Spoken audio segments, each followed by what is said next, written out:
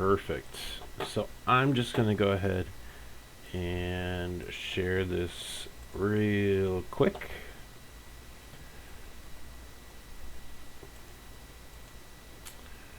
Where's my Discord?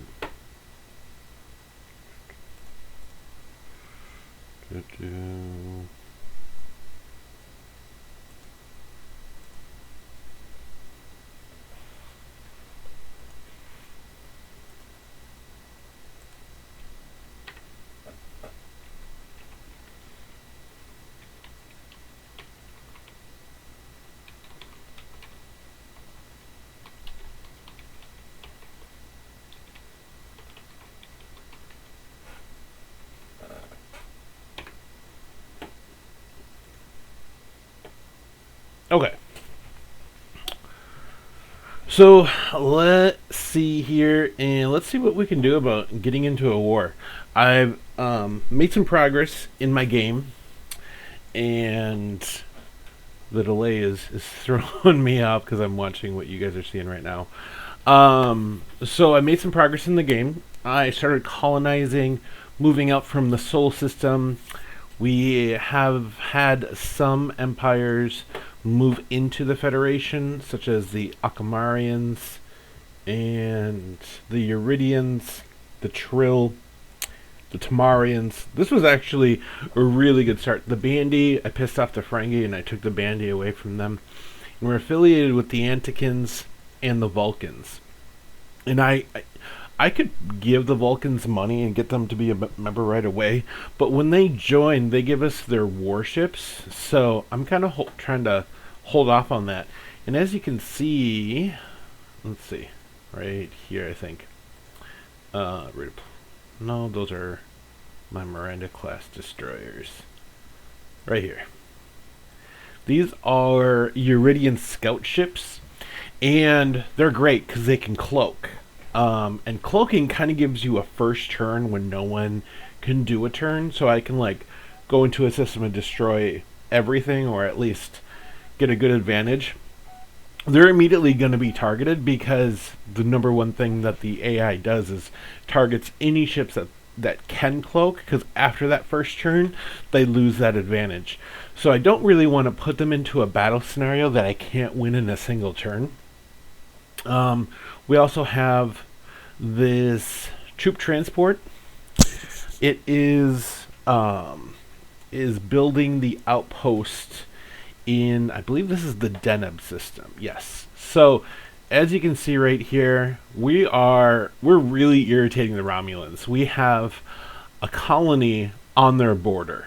That is a big no-no.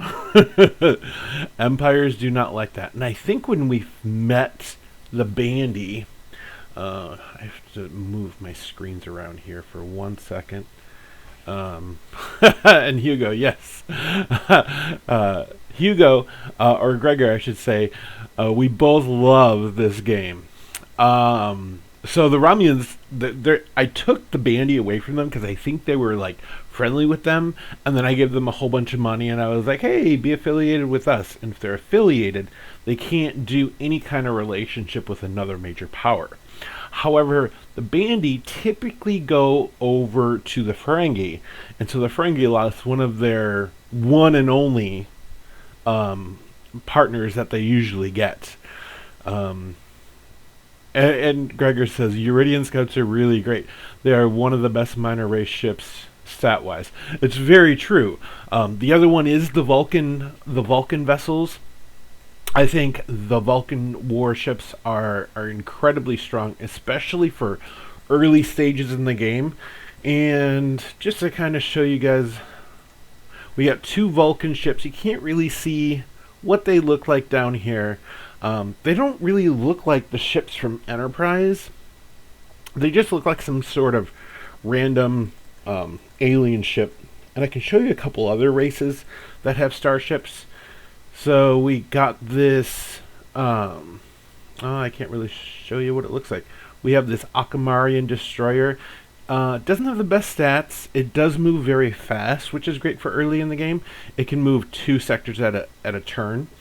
And then we have the Trill warship. Not the best warship in the game. It's okay. Hey, it's a free warship when they enter into your faction. So we have several ships moving around. We have several colony ships terraforming systems.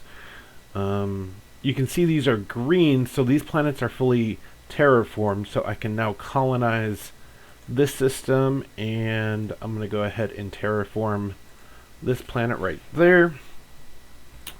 So let's see. One thing I can show you here is, so these structures are very specific to the minor races. So for the Uridians, they get the intelligence service, and that increases your espionage total 40% for your security. I don't use it all that much. The ones that I really like for security is going to be the Beta Zeds, who increase internal security 50%, which is a huge one.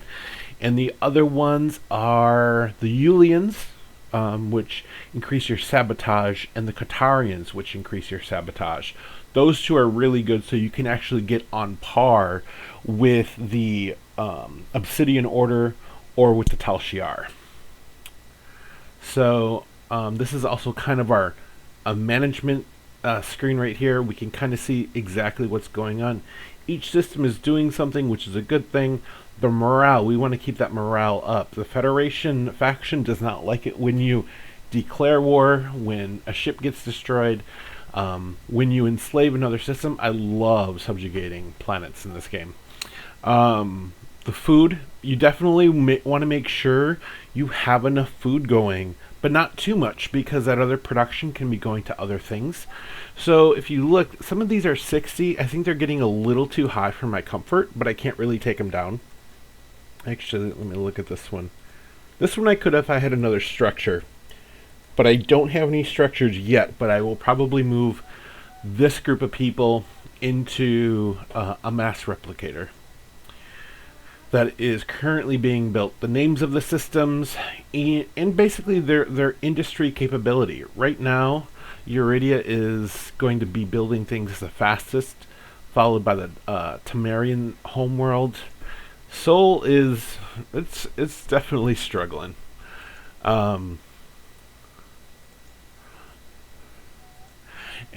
Gregor says the Vulcan ships are in Star Trek Online. Those ones do look like they're the ones from Enterprise. That is true. Keep in mind this game was built in 1999, so it's incredibly old. Something down here. The Ferengi had 2 outposts. They must not have one there, because it looks like... No. So if you can see in the upper right hand corner, my scan strength is 0. So even though that one has been explored previously, I can't currently see what's in it. I can right here, because that scan strength is 15. Because you're going to have pulsars and you're going to have other things deflecting your scans. And the thing that's scanning them are my Euridian ships. They can scan 2 sectors out in all directions. So they can. That's how they can kind of see that there's 2 Vulcan ships here. But I believe there's an outpost here and an outpost here. And then they had a whole bunch of warships right here. So I was like, little Oberth class scout vessel, you need to run away. So my scout is going up here, and I believe, let's see, I'm going to send him over there. How is Marcus? 180, 235, 285. This would actually make a pretty good colony site. I always look for at least over 200 million that it can support after terraforming. And then this right here, I'm actually going to be building an outpost in nowhere because I need to extend my ship range. That's what these lines are. So the red line is as far as your scout ships can go. The yellow line is going to be for something like destroyers or for my light cruisers. The green line is Galaxy class ships. They're known as heavy cruisers. They don't have that great of a ship range, which is why you want to be building shipyards in every system you have, because that's going to extend that range. That's why those green lines are extending the way they are, is because I have shipyards in every system that is a colony for us. The other thing that will extend it is an outpost. An outpost will act as an extension of your ship range. So, let's see. Is there anything terraforming completed in Proco? Well, let's take a look at Proco. That's not the one. That one. Okay, we did that. Sent money to Chelnoth. Let's see. Oh, a Cardassian spy. A manager in the science department has admitted to espionage activities for the Cardassian Union. A cursory interrogation suggests that he may be telling the truth. The individual has been detained, and a full investigation has already begun. So right now, our internal security is actually making sure we're not getting any sabotage against us. That's what sucks about meeting the Cardassians and the Romulans right away. They like to sabotage the crap out of you, which sucks. So you have to dedicate a good amount of points to internal security. I don't really use my security forces for sabotage unless I'm the Romulans or the Cardassians. I think the Klingon sabotage forces, they suck. Same thing with Ferengi. They're good at espionage, not so much great at sabotage unless you get the I believe it's the Yulians and the Katarians, and you build those structures. I think they increase together 100% to your sabotage total, which is incredibly beneficial. And one thing before I forget, I sent money to the Chelnoth. Alright, we are friends with them. So now, since we have opened up friendship with the Chelnoth, we can send a trade route over there. And this is the number one way you're going to increase the favor and literally induct people into your faction. As you can see, they're receptive. I had to pay them 2,600 units to get them to this point because they didn't like us at all. Because they are a warrior race. They do favor the Klingons. But I do want them for a simple fact of ship ranges. They have a very decent system with 305 million people. And then also they also have, let's take a look at their race info. So the Chelnoth have been warriors, live as warriors, and die as warriors. But even the best warriors require good weapons. The gladiatorial arena allows new weapons to be tested and tried before they are used in actual combat. So they, once you build their structure, they increase your weapons research by 100%, which is a huge bump. So right now we're actually doing weapons research, trying to get from level 3 to level 4. That's another thing Sabotage will do, is they'll actually, like, if you notice right here, I have 23% research towards level 5 of biotech, which is your food. Same thing with energy. Your Sabotage will like take this down, so you have to pour more research into it if you're not watching it. So I only really like to do one thing at a time because I can get through it really quickly before it's sabotaged. Let's see. Oh, that's a horrible system. What is that? 70 and 95 million total in that. No, I'm not settling anyone there. Let's see. I'm a little nervous about Deneb. Right now, the Romulans can't see my Uridian scouts, so all they can see in Deneb is an unarmed troop transport building an outpost. They will be able to start to see that I'm sending destroyers in to defend Deneb. Let's see, active. Let's see how much they hate me right now. Romulans, uncooperative. Yeah, they don't like me too much. And where? I don't see the Ferengi anywhere. I do believe relationships. Yeah, we have met the Ferengi. Oh, we don't have an active relationship with them. And they also don't like us very much. I'm supposed to be friends with the Ferengi and the Klingons. It's kind of the way the Federation works in the game. I don't like the Ferengi because they ask for so much gold or so many units, and it's excessive. It's very excessive. So I usually tell them where they can go. Let's see. Everything else is explored over here. Tyrus, they're still terraforming that system. One cool thing about the Tamarians, oh, they have a colony ship in there. I will probably send that colony ship up here, because we're going to colonize something up here. The Tamarians and the Bajorans, they have probably some of the coolest looking ships. The Tamarians actually looks like the Tamarian warship from Star Trek: The Next Generation. I think it looks cool. And then there's a Bajoran. The Bajorans start creating fighters, but you have to wait a really long time in the game for them to start produce them. And so when I for the Tamarians, they're worth getting into your faction as soon as possible, because their structure is the mythological library. It just gives you a flat 300 points of research. So how I kind of use this is, no, I don't want to scrap it, is for soul. No.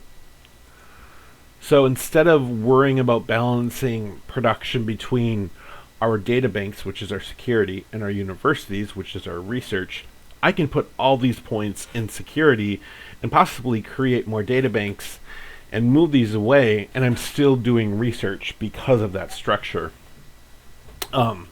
That's one thing I definitely, that's probably one of my go-tos that I do a lot, because if at this point they're able to get through my security, it's rough. It's a rough picture for the Federation. So that's when I have to start building more databanks, moving people from research into that. I can do production, but I like to have things built really fast, so I have them. But sabotage can get pretty bad, because they can steal your warships and they'll start fighting for your enemy, which really sucks. So that is definitely one thing to be mindful of. Let's see. Bunker network. Uradia. Okay. We're good there. Terraforming in Tyrus is done.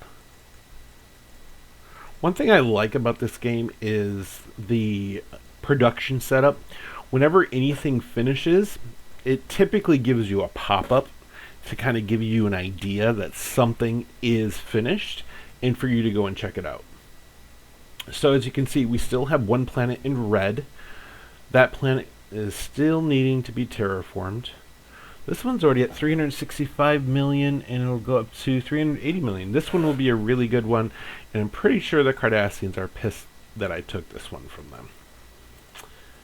And one thing I always do is I always make sure this is going up. If it's going down, that's because one of your enemies is paying them to dislike you. Which sucks, because the Ferengi will do this a lot. One nice thing about the Federation is everyone relatively likes you, except the Chelnoth, the Antidians. They hate everyone. The Sheliak hate everyone. I think there's Noskins definitely hate us. There's a couple other ones too. But typically, a lot of other powers, they either are neutral with us, or they actually are very friendly towards us. Let's see. So I'm going to actually put these in the same task force. These two unarmed troop transports, because now they can build an outpost twice as fast. And we have another troop transport going there, and we have... Is it just one colony? Oh, we got another colony ship down here working. Okay. Because what I'm trying to do is I'm trying to explore up here, and Sakaris is looking like a very decent colony site for me. This is a black hole. You never ever want to stumble through this system, because you'll typically either end up blown up or really destroyed. Hey Morgan, how's it going? And Gregor says, took me a while. Forget the name, the Vulcan ship model, and STO. I send you some 2 links in Discord for a better view. Um, so are you talking about the Saleya? There's the Saleya, and there was another one mentioned in Star Trek Enterprise. Because I think there was the Saleya is the science vessel for the Vulcans, and then they have a Vulcan combat cruiser. But I mean, there's many other Vulcan models out there. We have one in Star Trek Fleet Command. Okay, so make sure no ships are headed for any pulsars or singularities. We're good there. The government of the Cardassians has changed, and the new regime is less open to our advances. Relations with the Cardassians have severed. Yeah, well, they can go screw themselves. A prominent citizen has publicly questioned our motives toward the Ferengi. This has negatively impacted our relationship with the Ferengi. So, this brings me to another, I guess you could say it's fun. It usually just irritates me, these random events where the AI is just working against you and purposely damaging your reputation so that you have to work harder to build it back up. I did take random events off. These things still happen, but you will have a Borg cube invade the galaxy and they suck. They are absolutely horrible. So what they do is they go system to system, completely wipe out everyone. And when you go and try to recolonize it, because everything's been terraformed, all those planets are ready to be colonized, everyone was just wiped out. You can only support half of the population that you did before. So if you terraformed a system and it could support 300 million people, and the Borg go through it and kill everyone, it will only support 150 million people, which totally destroys it. It wrecks it. It's horrible. The crystalline entity is another random event. And keep in mind, to take these ships down, it takes a ton of ships to take them down. That one, I believe it does the same thing, where it destroys the population of the system. But yeah, it's horrible. Okay, Prackle. Let's take a look, because they just finished terraforming. And what I'm going to try to do in this live stream is I'm going to try to piss off the Romulans. I'm not sure if I'm going to be able to get away with it. Terraforming colony ship. Oh, we're still building colony ships in the top Tamarian home system. Genesis Research Lab. No, we don't have an abundance of extra energy to devote to that. So, what I'm looking at right now is you have all of these power exchanges. I usually will scrap them when I go to try to upgrade them because I only really need 5, but they have 21. But if you try to upgrade 21 into a class 5, it's going to take 4 times as long. So I scrap them down to 5, so I only have 5 left. And then I go and upgrade them, and it takes 75% of the time off. If I need more, I just build them. And Morgan made a really good point. He says that random events is what made those old school games more realistic. It's very true. So let's see. What do we need in the Tama home system? We could probably build some intelligence structures. I don't think we need any of these ships. What the heck? I'll build 3 destroyers. And that's another thing you have to also balance as well, is these ships, let's see, has a maintenance cost. So if you build too many ships and you don't have enough income to support that, right here, I'm earning 852 credits a turn. Once this starts taking a nosedive, that tells me right away, okay, I got too many ships. I got it. And if you scrap them, this is kind of the cool thing. If you scrap them, let me go back to Tama. Shipbuilding. So this one right here, as you can see, takes 2 turns to build. So I'm going to do that. You can also do an auto build or buy it. It will cost you 1,410 credits to get it automatically on the next turn. I'm not going to do that, but if I scrap it, that's when I'm going to get back into my currency, which is actually pretty nice. So a great way to make money in this game is slowly make a whole bunch of ships, scrap them, and you're going to have so much more extra money. Let's see. Let's see, terraforming Prakal, did that, destroyer. Okay.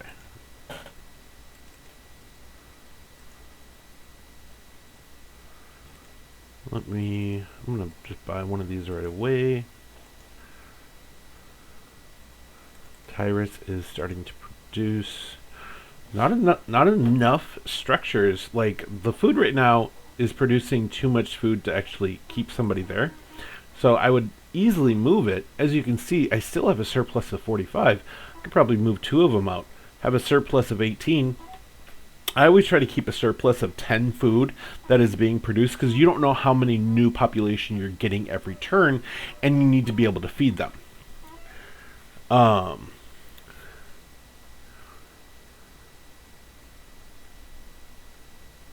And yeah, Gregor says you can use the Tamarian system to build science vessels every single round and build and scrap them to gain additional income. And he said I was too slow because I just went over that. So for here, this is your labor pool. I'm not just going to have 2 groups of people unemployed. I'm going to put them together with the food. But if I start to get more mass replicators that are not manned and I'm producing food like this, I'm going to move that around. Because the more mass replicators going, this is your production, this is your industry, the faster you're going to be building things. And trust me, like when I first got this game, and maybe Gregor can speak to this point as well, it took forever to figure out all these little mechanics that are going on in the game, and literally like how to mentally map everything that's going on. Because if you take a look at the map, imagine when you have all these star systems and you got things going on in every single one, and you got enemies on your border, and you got to watch Klingons up here, and you got to watch Romulans down here, and you got to watch Cardassians over here. That's a lot to mentally kind of map out in your head. And you don't really get a warning if somebody is, coming into your system. I can tell you a lot of behaviors.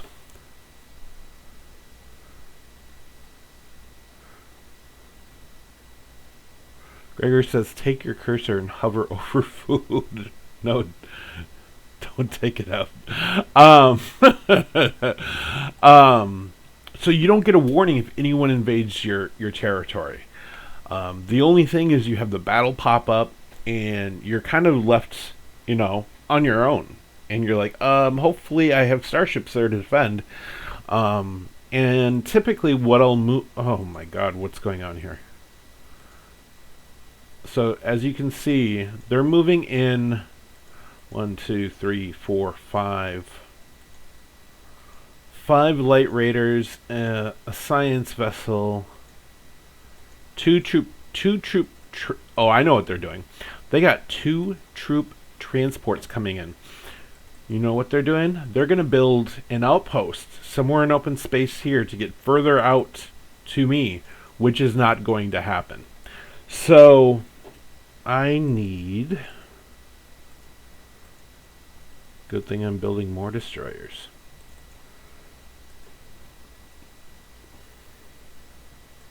First thing I need to move this colony ship up here. That outpost is almost there. So in this game, an outpost kind of serves as a structure in space that will defend. Because I know kind of in the show, an outpost could be something that's on the ground of the planet. This is a structure floating in space, and hopefully I can get into a battle and show you guys this. But I gotta move some ships over to Euridia. The other big thing too is they're probably going to leave into sector space I can't scan for, so I'm going to be stocking them with my Uridian scouts. Let's see here. What do we have? Let's see. Active Romulans, non-aggression. 50 turns, only 14 turns left. So, for the sake of entertainment, I'm going to take a bullet. I'm going to go ahead and save this game, because what I'm about to do is something you should never do, especially as the Federation. Maybe as the Klingons, maybe as the Romulans, and maybe as the Cardassians. Let's see, save game. Save this right here, accept. Okay. So, what I'm going to do here is... Do I have any ships there?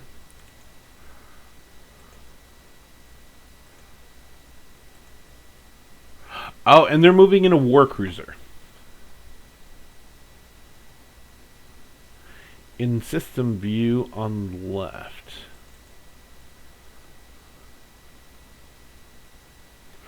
All right, so Gregor, he likes his numbers. So Gregor is our crew expert on Star Trek Fleet Command. So he said to hover over this. So the food generated is 201. Sustenance food demand is 190. That the 190 isn't currently. Well, actually it is. But that's also the mass population of the planet, and I should have... Okay, I'm building a colony ship. So as you can see, the population is 190, the max population is 190, and the sustenance food demand is 190. The max growth food demand is 380. So I'm guessing that's how much food you can grow there based on the structures you have built currently. So that is definitely one thing you can keep in mind there. And how many credits you're generating. I've always wondered what credits come from. I almost want to say it's an excess of supplies you don't use, but I'm not for sure. Industry generated, energy generated, and minimum energy demand, because that 25 is going to be energy, is that current shipyard. So that shipyard is consuming 25 of the 50 energy. I do have another structure here, which is the bunker network. It increases ground defense by 50%, but since it's not currently under siege, I don't need to power it up. Sometimes I do, and sometimes I don't. So what I'm going to do here is I'm going to go ahead and I'm going to blow up their outpost, the Romulan outpost here. I'm going to break a treaty to do that, because right now we have a non-aggression treaty. And so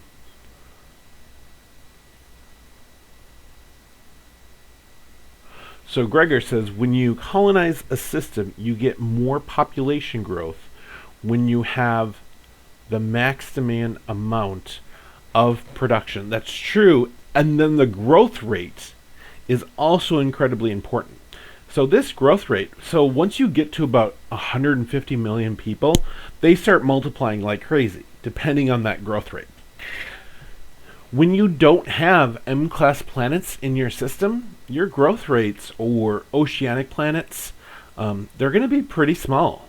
But if you look at Sol, Sol has, an M-class planet. Its growth rate is 3.1%. It's going to grow exponentially. If you look at Tyrus, it's 3.8%.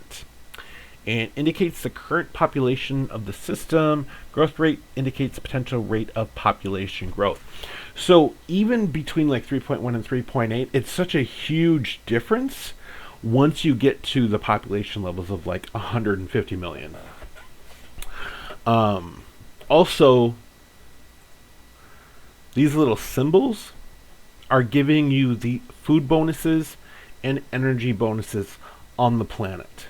Also, this system has and does produce dilithium, which is incredibly important for your starships.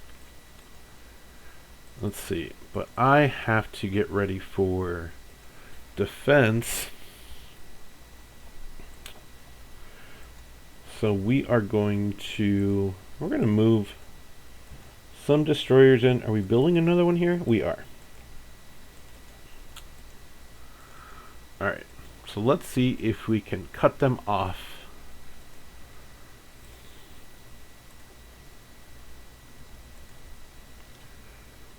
Break. We broke the treaty. So now I don't think we can go in there until the next turn, which is going to suck. So cancel. So I'm not going to break the treaty yet because I was hoping I can go in and take out this colony ship and take out their outpost so that all of these raiders would be undefended. And that's not the case. I really need to get to these troop transports, and I don't think that's going to happen.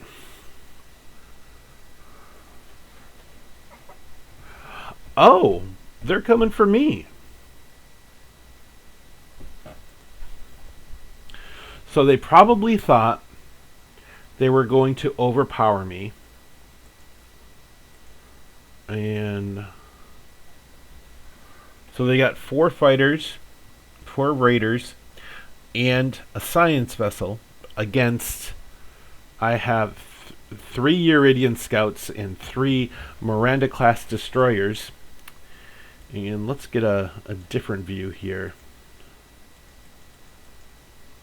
And I'm going to tell this guy, my transport, select ship, solo retreat. And these guys are under...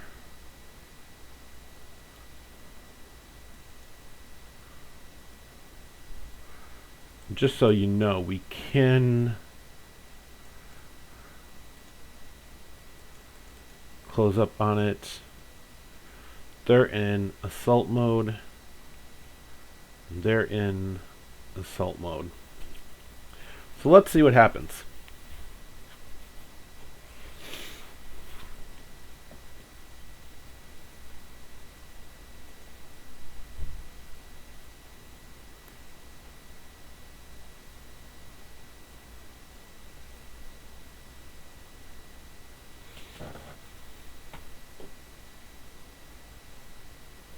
So now,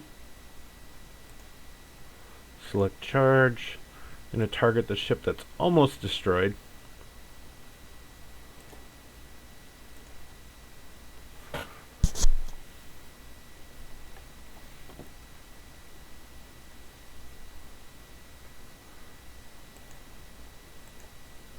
Let's see, select ship. And then I'm going to have these guys retreat because I don't really want to lose them.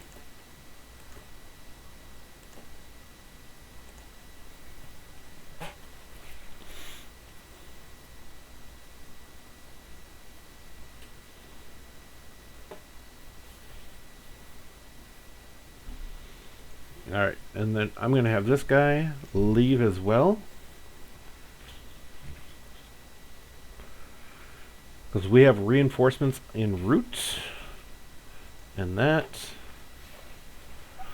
So they won that battle, technically. They did manage to take out some ships. So they have 3 light raiders. And in that system, I managed to get my troop transport out. And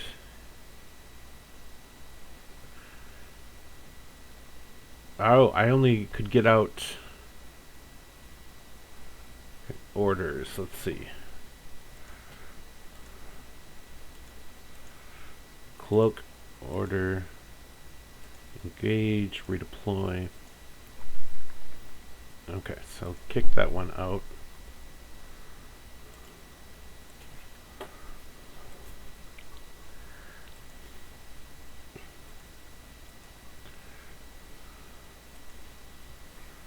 Alright, so more than likely they're going to be moving in a troop transport, which is going to suck. So they're going to try to colonize or subjugate Deneb. And I'm not too sure that's going to work out too well for him. So as you can see, this system's morale went down because of that lost battle.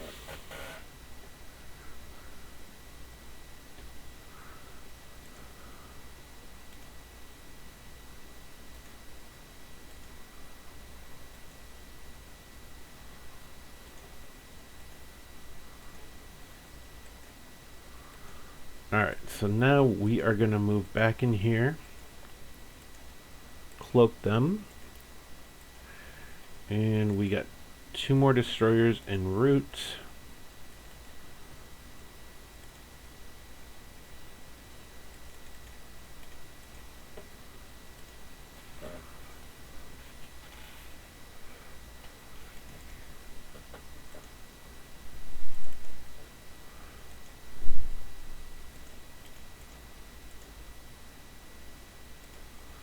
So the Cardassians are issuing a demand to us. Accept active.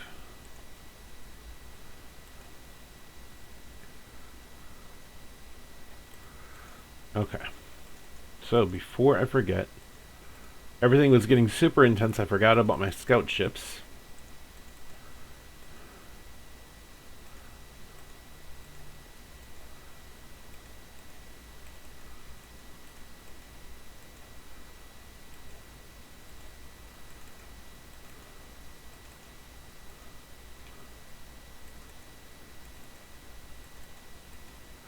Alright, so this one just finished.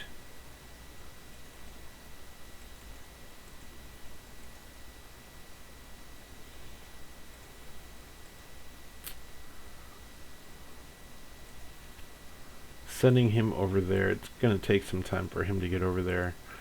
However, is he going to run into anything on the way? Nope, he's good. Alright, so we just ran into the Nausicaans. And like I said, yeah, their system's okay because it has 200 million in dilithium. Dilithium is a big kicker in this game.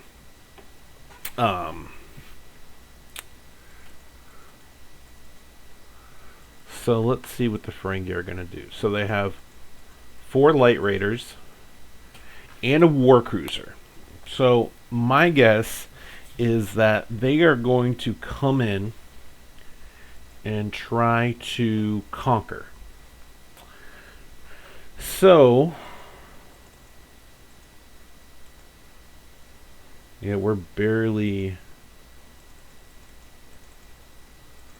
Alright, so this is what I'm going to do. I don't usually do this. Shipbuilding.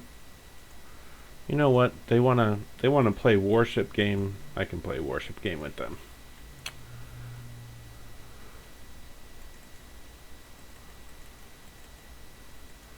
And Prakal, that is terraformed. So I'm sending the support ship up to Sikaris.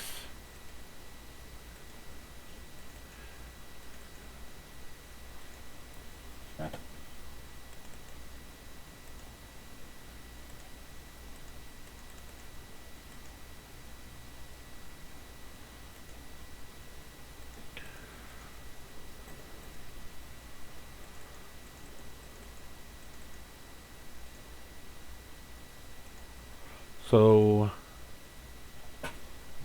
they're sending 3 light raiders.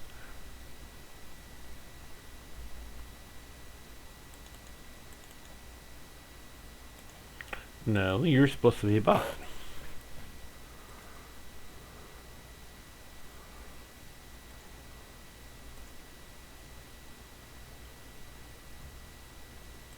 Oh, the Bolians. The Bolians like us a lot. So we did have a breakthrough in our weapons research, and torpedoes use a supply of matter and antimatter to produce an explosion.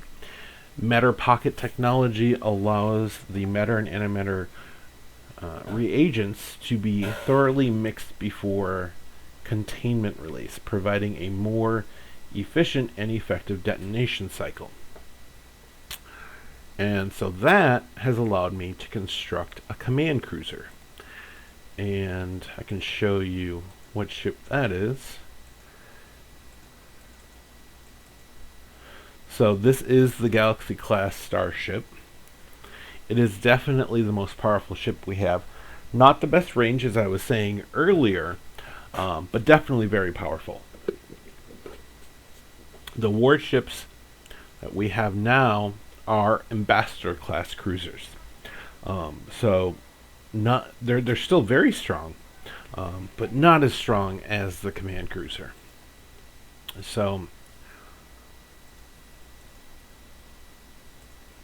we're going to go back to trying to build the outpost. And they are definitely going to try to knock us down a peg.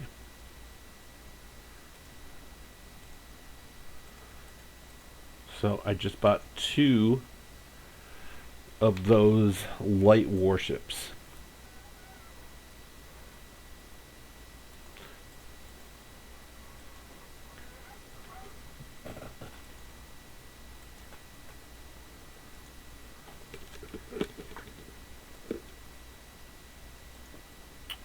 And I'm going to put all the research into propulsion so that my current destroyers can be upgraded to a destroyer type 2. Much faster, more weapons, more shielding, and hopefully, yes. So now you see some things happening. The Romulans are terminating their non-aggression pact with us, and the Vulcans are offering a membership proposal to the Federation. So they are getting ready. More than likely, they have some cloaked ships there. They are getting ready to engage us, as we are getting ready to engage them. Let's see. The colony ship has no business being in the system. So I'm going to try to find it a much better home.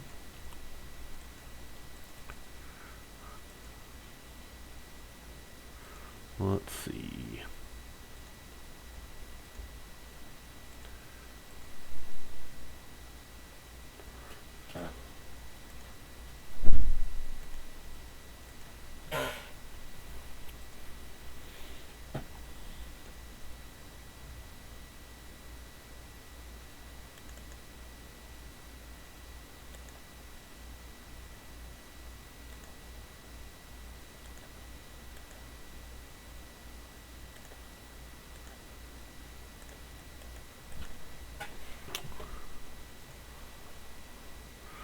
All right. So so things are warming up. The Ferengi just declared war on you, and I bet you the Romulans are buddying up with them, and did as well. So we at least have a lot. So this is an interesting development. Give me one second here.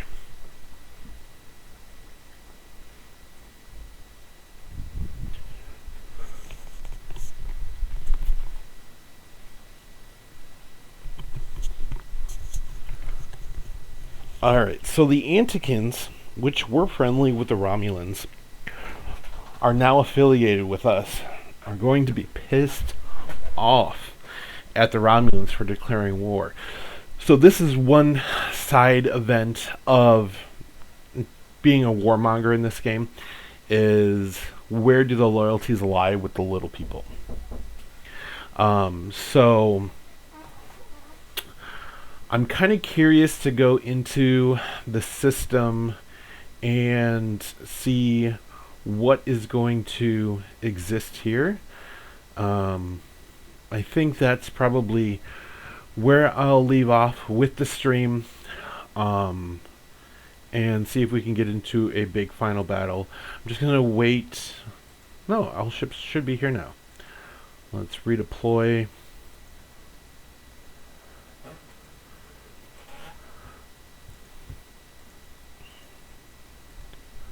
So we're going to do a counterattack.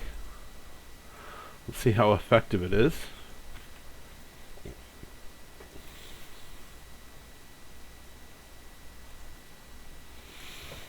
So as you can see here, they have one command attack ship, 4 destroyers, 3 non-combatants, 1 outpost. The Federation ships have 3 command attack vessels and 5 destroyers. So basically what I'm going to be doing here, and I can kind of show you what their base looks like.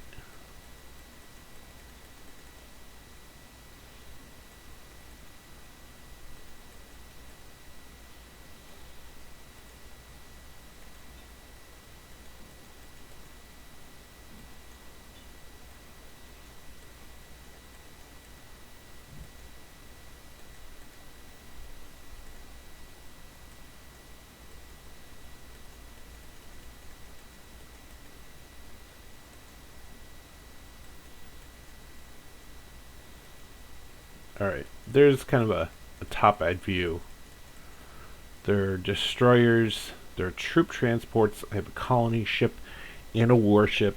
There's no Romulan ships in the area, but that base will fight for them.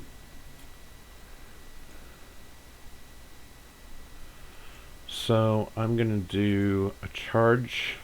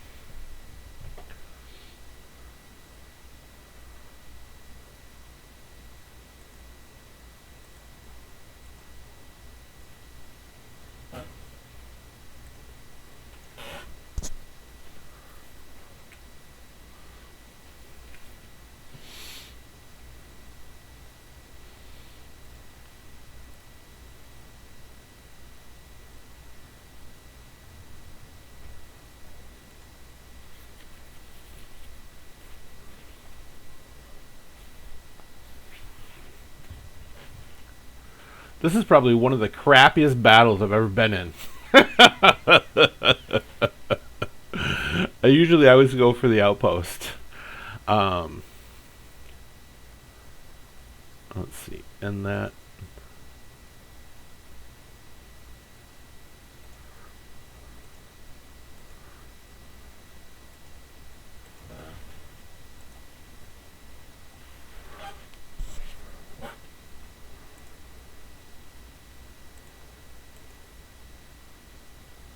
Yeah, that was really bad.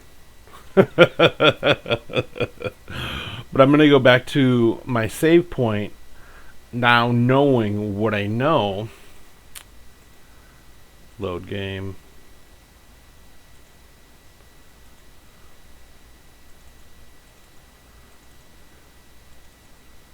Now knowing what I know, I can actually send my ships. Yeah, Gregor, I usually target the outpost first thing. I was a little conflicted on that. The thing about Ferengi warships when you target or when you engage them is they have so many goddamn torpedoes. Um, and so what I was doing usually never works. In case in point, a frontal assault. You can do a strafe maneuver and kind of avoid a lot of their torpedoes, which is something I should have done. Um, but yeah, it did not go well. So, but hopefully you enjoyed this live stream. I think it's a game that I thoroughly enjoy myself. It's a lot of fun to kind of watch and engage with. They are still available on Amazon. This game still goes for about $55. There is a geek project to create Star Trek Birth of the Federation 2. That one, it's very early into beta. They do have a working product, which is Star Trek Supremacy. However, there's some pros and cons. I think if you've played this game for as long as I have, it doesn't feel as fluid. The nice thing is that they have so many nice updates, so many different types of ships you can do, and it's almost better if you haven't played this game and you pick that up. And that game is free. Just Google Star Trek Supremacy, and you should be able to find the download for that and tinker and play around with that. But it's got Daedalus class starships, which I thought was really cool. There's a lot of cool different little things about this game, or about that game. But this game specifically, I do love it. I play it all the time. Highly recommend it. But yes, you can still buy it from Amazon, and it is still available for sale. And I did have to rig up my computer using let me just make sure I know the name. DX. It's called DXWND, and it's a software application that allows a game that's probably 8 megabytes or so to run on today's computers. So it's not available on Steam at all. Actually, Steam doesn't really have a lot of good games. I really don't like Steam's collection of Star Trek games. I think they're really old, and there's no reason why it shouldn't have this game. It should have Star Trek Armada 1 and 2. Those are both really fun games to play. But basically, the most popular Star Trek games, it doesn't have. So I don't do much with Star Trek on Steam other than playing Civilization. But this is a fun game. So one thing I have been wanting to look more into is my live stream security. I think that's how I got my PlayStation hacked when I was streaming Star Trek Online.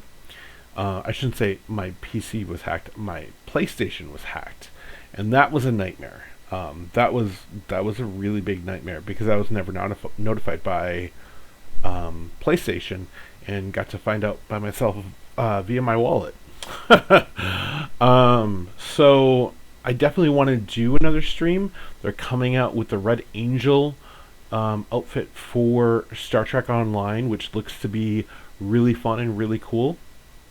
So, and I'm also working on some Star Trek Fleet Command videos, trying to do the Road to the Enterprise. It's so incredibly costly, but I'm determined to get that ship. So, but feel free to drop any Star Trek Fleet Command stuff down below. Any questions you might have. I kind of want to get into more of a live stream weekend edition sort of thing, maybe every Saturday night or so, or maybe one during the week, and kind of play around with it and see what we can do, and see what kind of fun we can have. So thank you everyone for watching tonight. It was fun. I hope you took something away from it. But other than that, you guys take care, have a safe and fun 4th of July, and I will talk to you later.